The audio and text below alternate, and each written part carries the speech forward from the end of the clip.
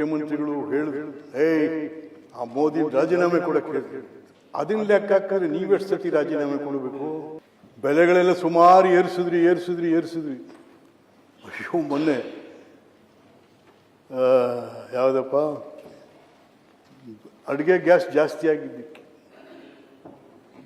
60 ರೂಪಾಯಿ. ಮುಖ್ಯಮಂತ್ರಿಗಳು ಹೇಳಿದ್ರು, ಆ ಮೋದಿ ರಾಜೀನಾಮೆ ಕೊಡಕ್ಕೆ ಹೇಳಿದ್ರು. ಅದನ್ನ ಲೆಕ್ಕ ಹಾಕಿದ್ರೆ ನೀವೆಷ್ಟು ಸತಿ ರಾಜೀನಾಮೆ ಕೊಡಬೇಕು?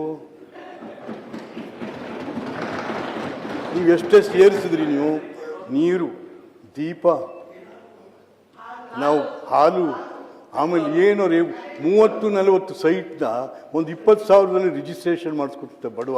ಇವತ್ತು 1,70,000 ಒಂದು ಸೈಟ್ ತೊಗೊಳಕ್ಕೂ ತಗೊಳ್ದು ರಿಜಿಸ್ಟ್ರೇಷನ್ ಮಾಡ್ಕೊಳ್ಳೋಕ್ಕೂ ಆಗ್ತಾಯಿಲ್ಲ. ಆ ಪರಿಸ್ಥಿತಿ ಇದೆ ಇವತ್ತಿನ ದಿವಸ, ಆ ಪರಿಸ್ಥಿತಿ ಇದೆ. ಹಾಗೆ ಮೋದಿ ರಾಜೀನಾಮೆ ಕೊಡು. ನೀವೆಷ್ಟು ಸರಿ ಕೊಡ್ಬೇಕು ಸ್ವಾಮಿ? ಹೋಟೆಲ್ಗಳಿಗೆ ತಿಂಡಿ ಸಿಗ್ತಾ ಇಲ್ಲ ಸಾಹೇಬ್ರೆ. ಹೋಟೆಲ್ 10 ರೂಪಾಯಿದ 60 ರೂಪಾಯಿದ ಊಟಕ್ಕೆ 100 ರೂಪಾಯಿ ಆಗಿದೆ.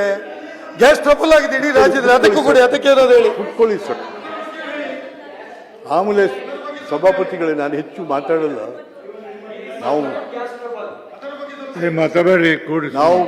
ಈಗ ಯಾಕೆಂದ್ರೆ ನಮ್ಮ ರವಿ ಏನ್ ಮಾತಾಡ್ತೀರಿ? ಸುಮ್ಕುದೊಳಗ ನಮ್ಮ ಹಿರಿಯರಿಗಾಗಲೇ ಮಾತಾಡಿದ್ದಾರೆ. ನಮ್ಮ CT ರವಿ 1 ಗಂಟೆ ನಿನ್ನೆ ಮಾಡಿ. It was very fine.